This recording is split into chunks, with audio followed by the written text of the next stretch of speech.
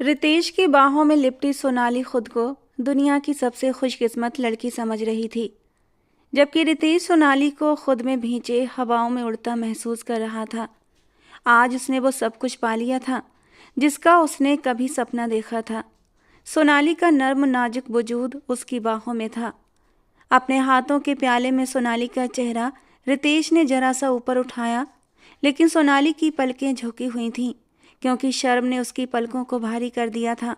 और सोनाली का ये शर्माया घबराया सा रूप रितेश के दिल की धड़कनों को और भी बढ़ा रहा था। वो खुद पर कंट्रोल न कर सका और अपने दहकते हुए होंठ सोनाली के होंठों के ऊपर रख दिए थे।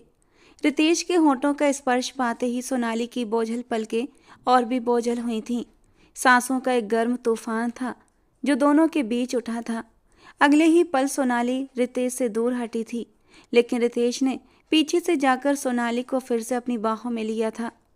उसके कानों के पास अपने होंठ लाकर वो धीरे से फुसफुसाया था, क्या हुआ सोनाली? मुझसे दूर मत भागो, आज की रात हमारी मिलन की रात है, यूं मत तरसाओ। जबकि सोनाली दोबारा से पलटकर रितेश के सीने में अपना सर छुपा गई थी। मैं भी तो तुम्हारे लिए बेकरार थी रितेश, बस थोड़ी सी घबराहट हो रही है कि जो कुछ हम कर रहे हैं वो सही है या गलत। रितेश ने उसे अपनी बाहों के शिकंजे में जकड़ लिया। सोनाली, इसमें गलत क्या है? प्यार करते हैं हम एक दूसरे से, और प्यार में सब कुछ जायज होता है। तुम बस अपनी आंखें बंद करो और इन पलों को महसूस करो। ये कहते कहते रितेश ने सोनाली को अपनी बाहों में उठाया और बेड पर लाकर लिटा दिया। एक हाथ से उसने लाइट ऑफ की और एक हाथ से सोनाली को अपने ऊपर गिराया था। सोनाली चाह कर भी रितेश की शरारतों को रोक नहीं पाई थी। रितेश की शरारतें हद से बढ़ती जा रही थीं और सोनाली ने अपना आप रितेश के हवाले कर दिया था। रात के 1 बजे दोनों एक दूसरे की बाहों में लिपटे सुकून से लेटे हुए थे, जैसे दोनों ने सब कुछ पा लिया हो। और फिर रितेश ने धीरे से सोनाली को खुद से दूर किया था। सोनाली, अब बहुत रात हो गई है, मुझे लगता है तुम्हें घर जाना चाहिए। थोड़ी देर पहले जो रितेश उसे खुद से दूर नहीं कर रहा था, अब उसे एक झटके से खुद से दूर किया। एक पल के लिए सोनाली को बुरा लगा था, लेकिन वो फिर से मुस्कुराते हुए रितेश से लिपट गई। रितेश, मेरा मन नहीं कर रहा जाने का, मुझे हमेशा हमेशा के लिए अपना बना लो। रितेश की तरफ से अब बिल्कुल खामोशी थी। थोड़ी देर के बाद एक अजीब सी तंज भरी हंसी सोनाली के कानों में पड़ी थी। सोनाली, तुम मेरे बिस्तर मेरी बाहों तक आ गई, इसे अपनी खुशकिस्मती समझो। आगे भी तुम पर अपने प्यार की बारिशें करता रहूँगा, लेकिन तुम्हें हमेशा हमेशा अपनी ज़िंदगी में शामिल करूँ, ये तुम्हारी बहुत बड़ी भूल है। मेरी मोहब्बत को पाना चाहती थी तो मेरी मोहब्बत को पा लिया। आगे भी हम दोनों यूं ही मिलते रहेंगे और अपनी रातें रंगीन बनाते रहेंगे, लेकिन इससे आगे के बारे में कभी मत सोचना। रितेश के शब्द थे या कोई बम जो सोनाली के सर पर गिरे थे। वो लड़खड़ाते कदमों से रितेश के सामने जाकर खड़ी हुई थी। रितेश, ये कैसी बातें कर रहे हो तुम ऐसा कैसे कर सकते हो? अभी कुछ देर पहले तो तुम मेरे ऊपर अपनी चाहतें लुटा रहे थे, और अब? आंसुओं का एक गोला था जो सोनाली के गले में अटक चुका था और उसके मुंह से शब्द नहीं निकल रहे थे, जबकि रितेश एक जोरदार हंसी हंसा था। तो जाने मन, चाहते तो अब भी लुटाने के लिए तैयार हूँ, कहा ना, जब भी मन हुआ करे मेरे पास चली आना। इतनी चाहतें इतनी मोहब्बतें दूंगा कि किसी दूसरे की कभी ज़रूरत महसूस नहीं होगी, तुम्हारे अंदर की सारी गर्मी। कहते कहते रितेश ने बेशर्मी से एक आंख दबाई थी, जबकि सोनाली का दिल जैसे धड़कना बंद हो चुका था। कितनी ही देर तक वो उसे खाली खाली नज़रों से देखती रही, और अगले ही पल वो रितेश के कदमों में बैठ चुकी थी। उसकी आंखों में बेबसी का सागर उफान मार रहा था। वो अपने नर्म नाजुक हाथों से रितेश के कदमों को थामे धीमी और कांपती हुई आवाज़ में बोली, आप मेरे साथ ऐसा कर रहे हैं रितेश? मैंने तो अपनी हर खुशी हर सपना आप पर बार दिया। अगर मैं आपसे दूर हो गई तो इस दुनिया की कोई ताकत दोबारा से मुझे आप तक पहुंचा नहीं सकती। आप मेरे वजूद की मेरी बेइज्जती कर रहे हैं, लेकिन क्यों? सोनाली के चेहरे पर गिरते आंसुओं की चमक उसकी मासूमियत को और भी बढ़ा रही थी। वो इस समय किसी मासूम सी देवी की समान लग रही थी। शहद जैसी आंखें, भूरे रंग के लंबे बाल और चांद जैसी सफ़ेद रंगत। उसका सौंदर्य ऐसा था कि कोई भी नज़र हटाने से मजबूर हो जाए, लेकिन इस खूबसूरती में अब रितेश को कोई इंटरेस्ट नहीं था, क्योंकि वो उसकी खूबसूरती का रस चख चुका था। रितेश जो सामने खड़ा था, अपनी चमकती आंखों में अजीब सी बेरहमी लिए जोर से हंस पड़ा। उसके चेहरे पर घमंड और खुदगर्जी साफ झलक रही थी। वो अपनी शर्ट के बटन बंद करते हुए तंज भरे लहजे में बोला, सोनाली, तुम्हारी ये भावुक बातें सुनकर तो मुझे हंसी आती है। तुम्हें लगता है कि मैं तुम्हारे इश्क में पागल हो गया था? तुम्हारी हैसियत मेरी नज़रों में एक रात से ज़्यादा की नहीं थी। जो मुझे चाहिए था वो मैं ले चुका हूँ। और सोनाली का दिल जैसे किसी ने मुट्ठी में जकड़ लिया हो। वो कांपते हुए हाथों से अपने आंसू पोंछने की कोशिश करती हुई बोली, रितेश, मैंने तो अपना सब कुछ तुम्हें दे दिया था। ये सोच भी नहीं सकती थी कि तुम्हारी नज़रों में मेरी इतनी कम अहमियत होगी। रितेश ने लापरवाही से दरवाजे की ओर इशारा कहा, अब तुम जा सकती हो। मेरे पास तुम्हारे बेकार की बातों के लिए वक्त नहीं है। और हाँ, जो प्यार तुम समझ रही थी वो सिर्फ वक्त बिताने का जरिया था। अब निकल जाओ यहाँ से। और सोनाली के दिल पर जैसे किसी ने चाकू चला दिया हो। वो एक पल के लिए खामोश खड़ी रही, लेकिन अब उसकी आंखों में आंसू नहीं थे, बल्कि एक अजीब सी चमक थी। वो नमी भरे लहजे में बोली, रितेश, तुम्हारे जैसे बेपरवाह इंसान को प्यार नसीब ही नहीं होना चाहिए। मैं दुआ करूंगी कि तुम्हें कभी वो सुकून न मिले जो तुमने मुझसे छीन लिया है। ये कहकर सोनाली ने अपने भारी कदमों से घर छोड़ दिया। उसके कदम लड़खड़ा रहे थे, लेकिन उसकी आंखों में अब एक नई रोशनी थी, बदले की, खुद को संभालने की और अपने वजूद को फिर से पाने की। पीछे रितेश एक पल के लिए खामोश खड़ा रहा, लेकिन फिर एक बेपरवाह हंसी के साथ अपनी दुनिया में मगन हो गया, ये सोचे बिना कि सोनाली के शब्द उसके भविष्य पर क्या असर डाल सकते हैं। रात अपनी गहराई में डूब चुकी थी। चारों ओर खामोशी का आलम था, जैसे दुनिया थक कर सो चुकी हो। आसमान पर बादलों की परत थी और चांद की रोशनी भी मध्यम पड़ गई थी। गलियां सुनसान थीं और सड़क पर फैले पेड़े कोई परछाइयां अजीब सा खौफ पैदा कर रही थीं। सोनाली नंगे पांव बेखुदी में सड़क पर चलती जा रही थी। उसका दिल भारी था, दिमाग सुन्न और आंखें आंसुओं से भरी हुई थीं। वो एक बेजान गुड़िया की तरह चल रही थी, जिसके अंदर जिंदगी की कोई हलचल बाकी न हो। ये सब मेरे साथ क्यों हुआ? वो खुद से सवाल कर रही थी। मैंने आखिर क्या गलत किया? मैंने तो उसे अपना सब कुछ दे दिया था। उसकी धीमी आवाज़ रात के सन्नाटे में कहीं खोती जा रही थी। उसके आंसू थमने का नाम नहीं ले रहे थे और दिल की धड़कन दर्द में डूबी जा रही थी। सोनाली को यह भी याद नहीं रहा कि वो कहाँ जा रही है। वो सड़क के किनारे से हटकर बीचों बीच आ चुकी थी, लेकिन उसे इस बात का कोई एहसास नहीं था। उसकी आंखों के सामने बार बार रितेश का निर्दयी चेहरा घूम रहा था, और फिर वो तंज भरी हंसी, वो बेरहम शब्द और वो बेशर्मी जिसने उसके दिल को टुकड़े टुकड़े कर दिया था। प्यार, यही तो मेरी सबसे बड़ी गलती थी। वो बुदबुदाई। अचानक दूर से एक कार की रोशनी नजर आई थी और वो रोशनी अंधेरे को चीरती हुई तेजी से उसके करीब आ रही थी। गाड़ी की रफ्तार इतनी तेज थी कि ड्राइवर को कुछ समझने का मौका ही न मिला। अंदर राज अपने दोस्तों के साथ जोर जोर से हंसते हुए म्यूजिक के शोर में मगन गाड़ी चला रहा था। अरे राज, रफ्तार तो कम कर, रात का वक्त है, दोस्त ने कहा, लेकिन राज ने लापरवाही से जवाब दिया, अरे तू चिंता मत कर, मैं गाड़ी चलाना जानता हूँ। लेकिन अगले ही पल राज के सामने अचानक एक औरत का अक्स लहराया था। ओह शिट, ये कौन है? राज चिल्लाया और जोर से ब्रेक पर पैर मारा, लेकिन रफ्तार इतनी तेज थी कि गाड़ी काबू में नहीं आई। एक जोरदार धमाके की आवाज़ हुई और गाड़ी सोनाली को टक्कर मारते हुए आगे निकल गई। सोनाली हवा में उछलकर कई फीट दूर जा गिरी। सोनाली अब बेबस हालत में सड़क के किनारे पड़ी थी। राज ने घबराकर जल्दी से गाड़ी रोकी और बाहर निकला। उसके चेहरे पर डर के भाव साफ झलक रहे थे। ये मैंने क्या कर दिया? उसने अपने दोस्तों की तरफ देखा, जो खुद भी दहशत में थे। ये लड़की कहाँ से आई? अब क्या करें? दोस्तों ने कांपती आवाज़ में कहा। राज, हमें यहाँ से फौरन निकलना होगा, वरना हम बड़ी मुसीबत में फंस जाएंगे। जबकि राज का दिल तेजी से धड़क रहा था। वो जिंदगी में पहली बार इतना डरा हुआ था। गाड़ी के पास खड़ा सोनाली की तरफ देखता हुआ उसने सोचा, ये मैंने क्या कर दिया? क्या ये जिंदा है या मर चुकी है? लेकिन अंदर का डर उसे एक कदम भी आगे बढ़ाने से रोक रहा था। रात के सन्नाटे में हवाओं के झोंके हर चीज को शांत दिखा रहे थे, मगर राज का दिल किसी बवंडर की तरह उथल पुथल था। वो अभी सड़क के बीचों बीच खड़ा अपनी गलती पर सन्न था। उसके दोस्त, जो कुछ पल पहले तक हंसी ठिठोली कर रहे थे, अब डर से कांप रहे थे। उनके चेहरों से पसीना बह रहा था और वे एक दूसरे को देखकर फैसला करने की कोशिश कर रहे थे। राज, जल्दी भाग यहाँ से। ये एक्सीडेंट होते किसी ने नहीं देखा, लेकिन अगर हम यहाँ कुछ देर और रुके तो हम फंस सकते हैं, एक दोस्त ने कांपती आवाज में कहा था। राज ने उसकी ओर पलटकर देखा और सिर ना में हिलाते हुए बोला, नहीं, मैं किसी को ऐसे छोड़कर नहीं जा सकता। हो सकता है कि अभी वो बच जाए और अगर मैं उसे छोड़कर चला गया तो वो मर सकती है और ये मौत मेरे सर होगी। उसकी आवाज़ में झिझक थी, लेकिन कहीं अंदर से हिम्मत भी झलक रही थी। ये मेरी गलती है और मुझे ही इसे ठीक करना होगा। तू पागल हो गया है क्या? पुलिस आ जाएगी, हम सब फंस जाएंगे, दूसरा दोस्त चिल्लाया। फंसोगे तो तुम नहीं, मैं, राज ने तेज आवाज में कहा, क्योंकि ये गाड़ी मेरे पापा की है। अगर तुम डरते हो तो भाग जाओ, लेकिन मैं किसी को इस हालत में छोड़कर नहीं जा सकता। डर के मारे सारे दोस्त एक दूसरे को देखते हुए तेज कदमों से अंधेरे में कहीं गुम हो गए। राज ने एक पल के लिए अफसोस से सिर झटका। उसके पापा अक्सर कहा करते थे, बेटा, ये दोस्त वक्त आने पर तुम्हें छोड़ देंगे, ये सिर्फ मौज मस्ती के साथी हैं। और आज उनके शब्द सच्चाई बनकर उसके सामने खड़े थे।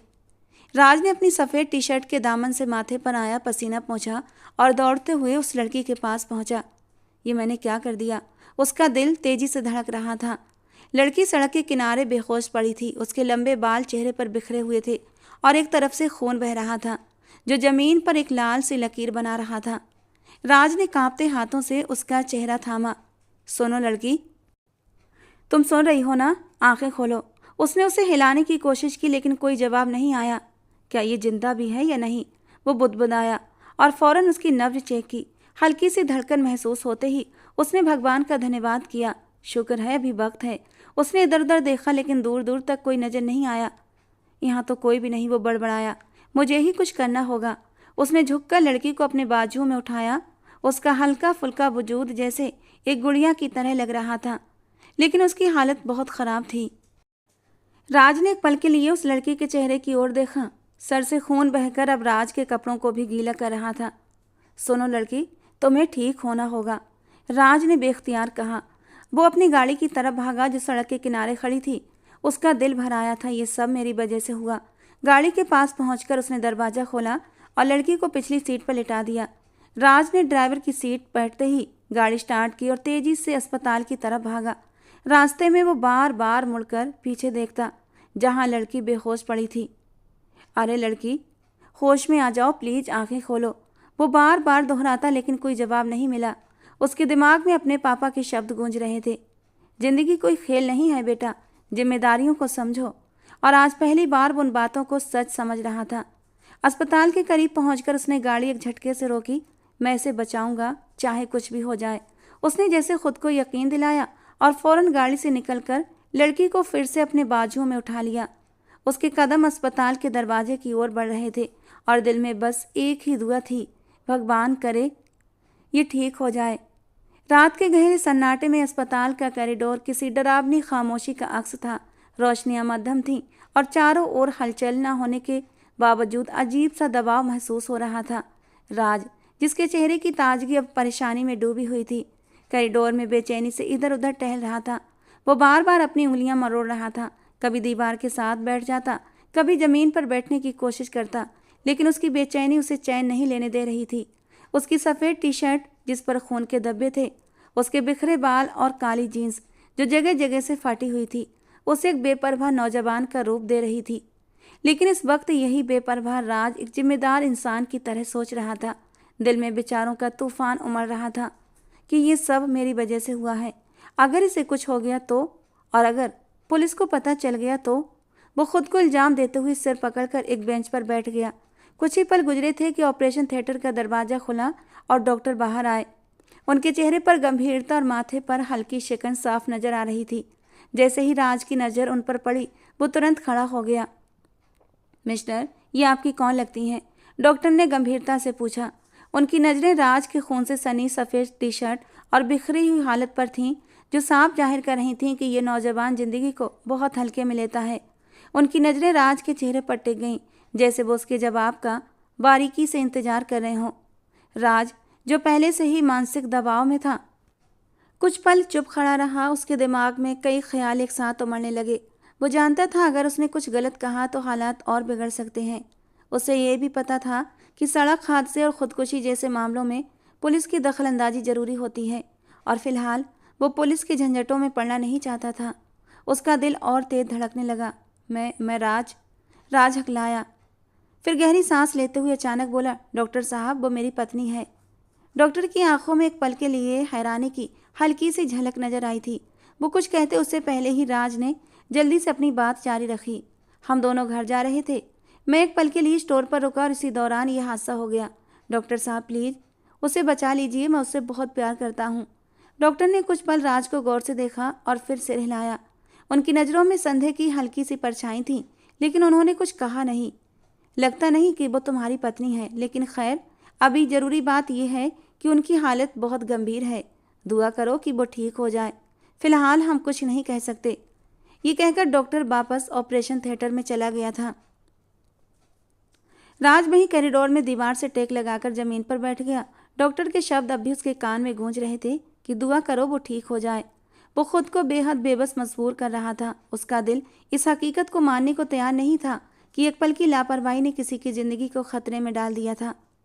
मुझे भी अपने दोस्तों की तरह भाग जाना चाहिए था, वो धीरे से बड़बड़ाया, लेकिन तुरंत उसने अपना सिर झटका। नहीं, ये सही नहीं था। अगर ये मेरी बहन होती तो क्या मैं चाहता कि कोई उसे ऐसे ही छोड़कर चला जाए? उसका ज़मीर उसे धिक्कार रहा था कि वो अपनी गलती का सामना करे। जो कर सकता है वो करे। राज की शख्सियत हमेशा लापरवाह और चंचल रही थी। उसके दिन हंसी मजाक और मस्ती में गुजरते थे। वो अक्सर पार्टियों में समय बिताने वाला, जिंदगी को हल्के फुल्के अंदाज में जीने वाला लड़का था। उसने पहले कभी नहीं सीखा था कि जिंदगी के बड़े फैसले कैसे लेने होते हैं, लेकिन आज पहली बार वो अपने किए के नतीजों का सामना कर रहा था। काश मैंने गाड़ी धीरे चलाई होती, वो बड़बड़ाते हुए सिर पकड़कर वहीं बैठ गया। उसके दिमाग में अपने पापा के शब्द फिर से गूंजने लगे। बेटा, जिंदगी में जो जिम्मेदारी नहीं लेता वो हमेशा पछताता है। आज वो इन शब्दों का मतलब समझ रहा था। वो एक बार फिर कॉरिडोर में टहलने लगा। कभी दरवाजे के करीब जाकर झांकता, कभी दीवार के सहारे खड़ा हो जाता।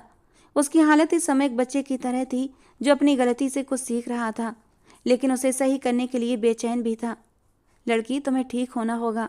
वो दिल में बार बार यही दुआ कर रहा था।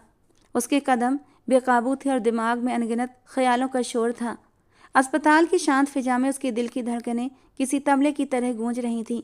रात की गहरी खामोशी खत्म हो चुकी थी और अस्पताल के कॉरिडोर में जिंदगी के निशान दिखने लगे थे। राज की आंखों में रात भर की जागी हुई थकान साफ झलक रही थी, लेकिन उसके चेहरे पर हल्की राहत भी थी, क्योंकि डॉक्टर ने सुबह की पहली किरण के साथ ही उसे उम्मीद भरी खबर सुनाई थी। मिस्टर, आपकी पत्नी की हालत अब बेहतर है। डॉक्टर के इन शब्दों ने राज के अंदर एक अजीब सा सुकून भर दिया था। उसने गहरी सांस ली, जैसे उसके सीने से कोई भारी बोझ हट गया हो। भगवान का धन्यवाद है, वो बुदबुदाया और फिर अपने बालों को उंगलियों से ठीक करने लगा। राज की उम्र भले ही सिर्फ 25 साल थी, लेकिन उसकी शख्सियत में कुछ ऐसा आकर्षण था, कुछ ऐसा जादू था कि देखने वाला उसे नज़रअंदाज नहीं कर सकता था। सफ़ेद शर्ट और काली जीन्स, जो रात के हादसे की वजह से कई जगह से ख़राब हो गई थी, और बिखरे बालों के बावजूद वो एक लापरवाह लेकिन दिलकश नौजवान लग रहा था। दोस्तों के साथ मस्ती में वक्त बिताना और ज़िंदगी को हल्के फुल्के अंदाज में लेना उसकी आदत थी, लेकिन आज वो खुद को एक अजीब सी उलझन में फंसा हुआ महसूस कर रहा था। ये लड़की एक बार होश में आ जाए तो इसकी अकल ठिकाने लगा दूंगा। क्या ज़रूरत थी मेरी गाड़ी के सामने आकर मुझे यूँ परेशान करने की? वो मन ही मन बड़बड़ाया। बेवजह मेरे रास्ते में आकर इतनी बड़ी मुसीबत खड़ी कर दी। अब घर पर मम्मी भी परेशान हो रही होंगी, और ऊपर से ये डॉक्टर साहब हर थोड़ी देर में कोई नई बात लेकर आ जाते हैं। यही सोचते हुए उसने अपनी शर्ट के कॉलर को ठीक किया था। वो खुद को संभाल ही रहा था कि अचानक एक नर्स कॉरिडोर में आई। मिस्टर, आपकी पत्नी होश में आ गई है। नर्स के इन शब्दों ने राज को एक पल के लिए चौंका दिया और फिर उसके चेहरे पर एक हल्की सी मुस्कान आई थी। अच्छा हुआ, वरना मैंने तो सोच लिया था आज मेरी ज़िंदगी का आखिरी दिन है। वो खुद से मजाकिया अंदाज में बोला, लेकिन उसकी ये मुस्कान जल्दी ही एक और परेशानी में बदल गई, क्योंकि नर्स के पीछे वही डॉक्टर आया था।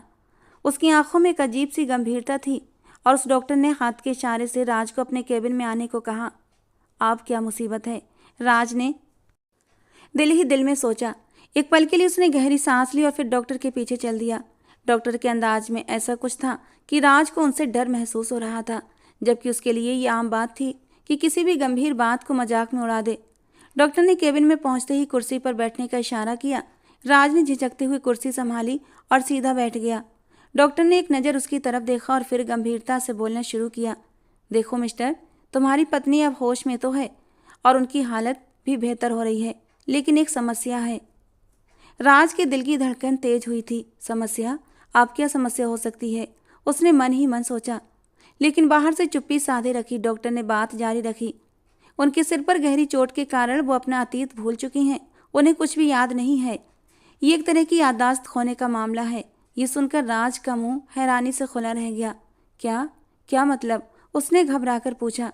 डॉक्टर ने साफ बात करते हुए कहा, उन्हें सिर्फ वही याद है जो उनके सामने अभी हो रहा है। अतीत का कोई भी हादसा, कोई भी चीज उन्हें याद नहीं है। हालांकि अगर आप चाहें तो धीरे धीरे उन्हें चीजें याद दिलाने की कोशिश करें तो हो सकता है उनकी याददाश्त वापस आ जाए। राज ने कुछ पलों तक चुपचाप डॉक्टर की बात सुनी और फिर अपना सर पकड़ लिया। ये क्या हो गया? एक तो पहले ही मेरे गले की फांस बनी हुई थी ये लड़की, और अब ये नई मुसीबत। वो मन ही मन बड़बड़ाया।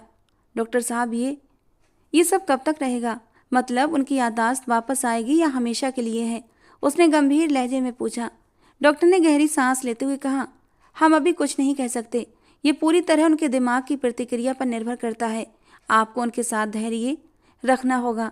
राज की हालत बिगड़ गई। धैर्य? ये तो मुझे धैर्य ही सिखाने आई है। वो मन ही मन हंस पड़ा। डॉक्टर ने अपनी बात खत्म करते हुए कहा, आप उनके परिवार को यहाँ बुला लीजिए। वे उनके लिए बेहतर मददगार साबित हो सकते हैं। ये सुनते ही राज के दिमाग में एक और हलचल मची थी। यही तो सोचा था उसने कि जैसे ही वो होश में आएगी घर फोन कर दूंगा और यहाँ से भाग जाऊंगा। लेकिन ये क्या? अब तो वो उसका पति बन चुका था। वो खुद से मजाकिया अंदाज में कहने लगा। डॉक्टर केबिन से निकल चुका था और राज अपनी जगह पर सिर पकड़कर बैठ गया। क्या मुसीबत मेरे गले पड़ गई, अब क्या करूं? वो मन ही मन सवाल कर रहा था। फिर उसने खुद को संभाला और सोचा, चलो अभी के लिए तो यही करना पड़ेगा। इसे ठीक करना मेरी जिम्मेदारी जो है। राज की जिंदगी जो अब तक मस्ती और बेफिक्री में बीती थी, अचानक एक अजीब मोड़ पर आ गई थी। राज कैंटीन की एक मेज पर बैठा हुआ था, जहां उसने जल्दी से एक कप चाय और कुछ नाश्ते का ऑर्डर दिया। रात भर की भागदौड़ और परेशानी से वो बेहाल हो गया था। लेकिन जैसे ही नाश्ते की खुशबू उसके पास तक पहुंची, उसका दिल थोड़ा सा शांत हुआ था। शुक्र है पेट में कुछ जाएगा तो दिमाग भी काम करेगा, उसने हल्की मुस्कान के साथ कहा और खाने पर झुक गया। नाश्ते के बाद राज के दिमाग में कई ख्याल आ रहे थे, मगर एक बात तो साफ थी, वो इस समय सीधे घर नहीं जा सकता था। वहाँ उसकी माँ, उसकी छोटी बहन और उसके डैड थे। वो अच्छी तरह जानता था उन्हें अचानक से ये बताना कि वो रातों रात किसी का पति बन गया है, पूरे घर में भूचाल ला देगा। सबसे पहले उन्हें मानसिक रूप से तैयार करना जरूरी था। यार अब क्या करूं? वो खुद से बड़बड़ाया और फिर उसे अपने सबसे करीबी दोस्त बीर का ख्याल आया था। बीर एक बहुत ही गंभीर स्वभाव का इंसान था, जो हमेशा राज की ऊटपटांग हरकतों को नज़रअंदाज करते हुए उसे सही रास्ते पर लाने की कोशिश करता था। वो पार्टियों और मस्तियों से दूर रहता था और राज की सारी लापरवाह हरकतों के बावजूद उसका सच्चा दोस्त था। बीर और राज की दोस्ती बचपन से थी, एक ऐसी दोस्ती जो समय की हर परीक्षा में खरी उतरी थी। बीर की समझदारी और राज की शरारत एक दूसरे को पूरा करते थे। जहां राज हर समय मस्ती और मजाक में लगा रहता, वहीं बीर शांत और गंभीर स्वभाव का इंसान था, जो हर समस्या को धैर्य और समझदारी से हल करता था। राज हमेशा कहता, यार तू मेरी जिंदगी का वो हिस्सा है जो कभी बेकार सलाह नहीं देता। राज ने तुरंत अपना फ़ोन निकाला और बीर को कॉल लगा दी। पहली ही घंटी पर बीर ने फ़ोन उठाया था। कहाँ हो यार? राज का घबराया हुआ लहजा साफ झलक रहा था। बीर जो अपने ऑफिस में फाइलों के ढेर में उलझा हुआ था, पल भर के लिए रुका और चिंता भरे शब्दों में बोला, सब ठीक तो है ना? तू ठीक तो है ना? उसकी आवाज़ में सच्ची चिंता साफ सुनाई दे रही थी। राज ने जल्दी से कहा, नहीं यार, मैं बहुत बड़ी मुसीबत में फंस गया हूँ। फिलहाल तेरे बिना ये मसला हल नहीं होगा। फ़ौरन अस्पताल पहुँच जा, मैं इंतज़ार कर रहा हूँ। बीर ने उसकी बात में छुपी परेशानी को महसूस किया और शांत लहजे में कहा, ओके तू फिक्र मत कर, मैं आ रहा हूँ, बस थोड़ा सा वक्त दे। फ़ोन रखते ही बीर ने घड़ी पर नज़र डाली और जल्दी से अपनी कुर्सी से उठ गया। वो जानता था कि अगर राज ने इस तरह फ़ोन किया है तो ज़रूर कोई बड़ी मुसीबत है। बीर की गंभीरता और राज की शौखी के बावजूद दोनों एक दूसरे के लिए जान देने को तैयार रहते थे।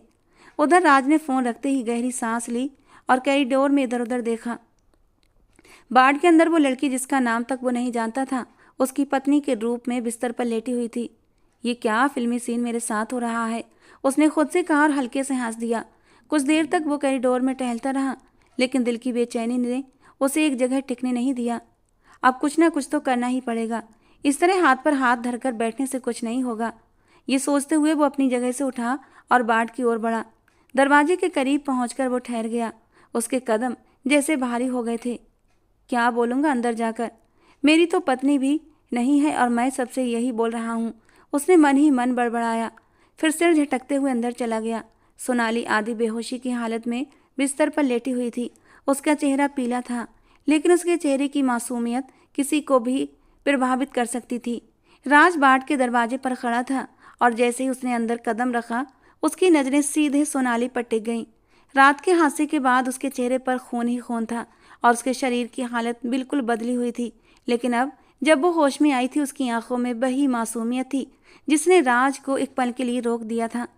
वो कुछ पलों के लिए ठहर गया और गहरी नजरों से सोनाली को देखने लगा। साय की तरह वो धीरे धीरे उसकी तरफ बढ़ा था, जैसे किसी शिकार की ओर कदम बढ़ाने वाला शिकारी। उसकी नजरें सोनाली के चेहरे पर टिकी हुई थी। सोनाली की आंखों में डर की एक लहर दौड़ गई, लेकिन राज उसकी बेबसी से बेपरवाह था। वो कदम दर कदम चलता हुआ उसके करीब पहुंचा और उसके चेहरे की ओर एक पल के लिए देखा। फिर अपनी आवाज में हल्की सी खनक पैदा करते हुए बोला, लड़की, बड़ा परेशान किया है तुमने। एक एक परेशानी का बदला लूंगा तुमसे। उसकी आवाज में जो मजाक और छेड़छाड़ थी, वो उसके कड़े रवैये से बिल्कुल उलट थी। सोनाली की आंखों में डर की परछाई छा गई। उसकी आंखों की हंसी की जगह अब डर की लकीरें उभर आई थीं। जैसे ही उसने राज को करीब से देखा, उसके दिमाग में दर्द की एक लहर दौड़ गई। उसके सिर में भयंकर टीस महसूस हो रही थी, जैसे किसी ने उसके दिमाग को एक पेड़ की टहनी की तरह तोड़ दिया हो। जबकि राज का चेहरा बेपरवाह था। गहरी बात कहने की बजाय उसने अपने ही अंदाज में आगे कहा, जिस तरह से तुमने मेरी एक रात खराब की है, तुम्हारी तो मैं हर रात खराब करूंगा। अभी तुम राज को जानती नहीं हो लड़की। उसके शब्दों में बस एक मजाक था, जैसे वो खुद को और सोनाली को इस हालत में झुकने से बचाने की कोशिश कर रहा हो। उसकी आंखों में एक चमक थी, जैसे वो इस स्थिति को हल्के में लेकर खुद को संभाल रहा हो। लेकिन सोनाली के लिए सब कुछ सहना बहुत मुश्किल था। उसका दिल तेज तेज धड़क रहा था और वो पूरी तरह डर के साए में थी। उसके दिमाग में राज के शब्द गूंज रहे थे और वो खुद को पूरी तरह बेबस महसूस कर रही थी। उसके सिर का दर्द बढ़ता जा रहा था, जैसे किसी ने उसकी सोच को तोड़ा हो। राज का मोबाइल बजा। उसने फौरन फ़ोन निकाला और स्क्रीन पर नज़र डाली। उसके चेहरे पर एक नया भाव आया। मोबाइल की स्क्रीन पर देखता हुआ बोला, हाँ हाँ, मैं बस आ रहा हूँ। फिर उसने सोनाली की ओर एक चेतावनी भरी नज़र डाली और कमरे से बाहर निकल पड़ा। सोनाली का दिल अब भी जोरों से धड़क रहा था। उसके चेहरे पर डर की लकीरें और भी गहरी हो गई थीं। उसका दिमाग सुन्न पड़ चुका था। वो चाहती थी ये सब खत्म हो जाए, लेकिन उसे ये भी नहीं पता था कि उसके साथ आगे क्या होने वाला है। राज का अंदाज, उसकी बातें और उसकी आंखों की चमक उसके भीतर गहरे डर का कारण बन गई थी। राज मोबाइल कॉल खत्म करके वार्ड के दरवाजे से बाहर निकल चुका था और सोनाली ने गहरी सांस ली, लेकिन उसका डर अब भी उसके चेहरे पर साफ झलक रहा था। उसके दिमाग में सवालों का तूफान था, लेकिन किसी का भी जवाब नहीं था। उसकी हालत ऐसी थी जैसे कुछ और सोचने समझने की हालत में ना हो। जैसे ही राज बाहर निकला, सोनाली ने एक बार फिर नज़र उठाकर उसकी ओर देखा। उसकी आंखें खामोश और गंभीर थीं, लेकिन उनमें कहीं अंदर गहरे दुख की लहर छिपी हुई थी। वो बेबस होकर किसी सहारे की तलाश में थी, लेकिन राज की आंखें और उसकी बातों ने उसके दिल में और भी गहरे डर के बीज बो दिए थे। राज ने एक बार फिर अपने माथे से पसीने की बूंदों को महसूस किया और फिर लंबी सांस लेते हुए खुद से कहा, ये सब क्या हो रहा है, और फिर बाहर की ओर कदम बढ़ा दिए। जैसे ही राज अस्पताल की इमारत से बाहर निकला, ठंडी हवा उसके चेहरे को छू गई। उसके दिल की धड़कन अब भी बेकाबू थी। हर कदम के साथ वो अपने दिमाग में उमड़ रहे विचारों के तूफान को सुलझाने की कोशिश कर रहा था। कॉरिडोर पार करते हुए जब वो नीचे पहुंचा, तो उसने देखा कि वीर पार्किंग एरिया में बेचैनी से इधर उधर टहल रहा था। वीर की परेशानी पर चिंता की गहरी लकीरें थीं और उसकी आंखें बेसब्री से राज को ही ढूंढ रही थीं। जैसे ही राज ने वीर को देखा, वो भागता हुआ उसके पास आया। एक पल के लिए वीर ने उसे मजबूती से अपने सीने से लगा लिया, बिल्कुल वैसे जैसे कोई बड़ा भाई छोटे भाई को तसल्ली देता है। तू ठीक है ना? तुझे कुछ तो नहीं हुआ ना? वीर का लहजा चिंता और स्नेह से भरा हुआ था। राज ने मुस्कुराते हुए वीर के गले में हाथ डाल दिए और मजाकिया अंदाज में कहा, मैं बिल्कुल ठीक हूँ यार, फिक्र मत कर, बस तेरे दोस्तों की मेहरबानी झेल रहा हूँ। उसने लंबी सांस लेते हुए कहा, तू हमेशा सही कहता था, ये सब मेरे पैसे के पीछे ही पड़े हैं। खैर छोड़ उन सब की बात, असली मसला कुछ और है। वीर ने राज की बात पर चौंक कर उसे देखा और गंभीर स्वर में पूछा, क्या मसला है? तूने फिर कोई नई मुसीबत खड़ी कर दी क्या? दोनों वहीं पार्किंग एरिया में जमीन पर बैठ गए थे और फिर राज ने धीरे धीरे अपनी रात की कहानी बता दी। उसने बताया कि कैसे वो एक हादसे में फंसा, कैसे उसने सोनाली को अस्पताल पहुंचाया और कैसे उसने डॉक्टर के सामने झूठ बोला कि वो उसकी पत्नी है। बीर ने ये सब सुनकर अपने माथे पर हाथ मारा, फिर बोला, यार तू कब सुधरेगा? कितनी बार समझाया है कि गाड़ी ध्यान से चलाया कर। ये तेरी ही लापरवाही है जो ये सब कुछ हुआ। बीर के लहजे में एक डांट थी, लेकिन चेहरे पर असली चिंता साफ झलक रही थी। राज ने हंसते हुए उसके करीब जाकर शरारत से कहा, तुझे अपनी लैला समझता हूँ यार, हर मुसीबत में मेरी मदद को तैयार रहता है। जबकि बीर ने झटके से उसके सर पर हल्की चपत लगाई और सख्त लहजे में कहा, भगवान के लिए राज, ये मजाक का वक्त नहीं है, हालात बहुत नाजुक हैं। अगर तेरे डैड को पता चल गया तो समझ ले कयामत आ जाएगी। ये लड़की जिसे तू अपनी पत्नी बनाकर यहाँ लाया है, अब तेरी जिम्मेदारी है। राज ने बीर की बात सुनकर गहरी सांस ली और कहा, यार मैं भी यही सोच रहा हूँ, लेकिन समझ नहीं आ रहा कि क्या करूँ। मैं तो इस लड़की को उसके घर छोड़ना चाहता था, लेकिन डॉक्टर ने तो पूरी कहानी ही बदल दी। अब कह रहे हैं कि उसे कुछ भी याद नहीं। बी ने गंभीरता से कहा, देख राज, हमें इंसानियत के नाते उसकी मदद करनी चाहिए। वो लड़की अब पूरी तरह से हमारी जिम्मेदारी है, हम उसे यूं बेसहारा नहीं छोड़ सकते। बीर के स्वर में गंभीरता और सहानुभूति थी, जिसने राज को थोड़ी शर्मिंदगी में डाल दिया था। यार तू हमेशा सही कहता है, राज ने हल्की मुस्कान के साथ कहा, लेकिन मानने का दिल नहीं करता।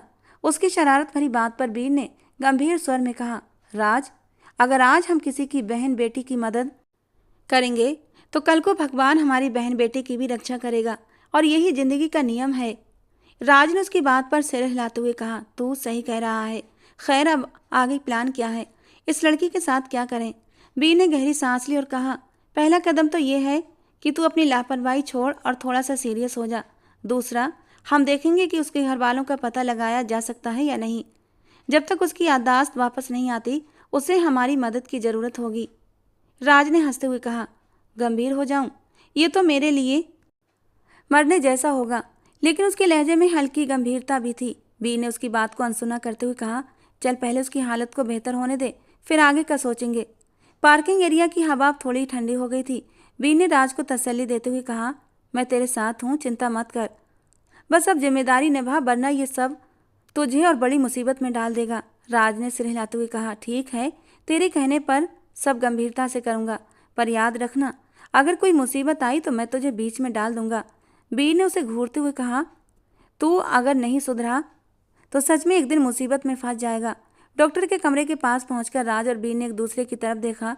बीर के चेहरे पर वही गंभीरता थी जो उसे हमेशा राज के मुकाबले ज़्यादा समझदार और जिम्मेदार साबित करती थी, जबकि राज अपने शरारती अंदाज में फिर से मजाक करने के लिए तैयार था।